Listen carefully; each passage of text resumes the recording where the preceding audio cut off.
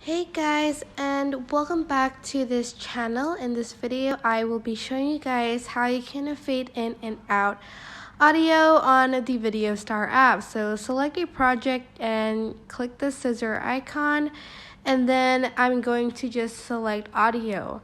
You are then going to press the fade in one to fade in your audio, and here you can adjust the duration of the audio you want to fade in. So for instance 0.5, and then you are going to go to audio again and choose fade out, and then here you can also choose the duration of the fade out.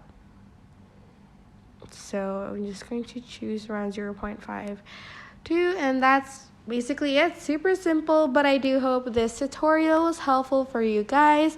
Don't forget to like, comment, share, and also subscribe to this channel if you haven't done that. If you have any questions, just leave it in the comment section down below, and I will try my best to answer them all. Thank you so much for watching. Bye!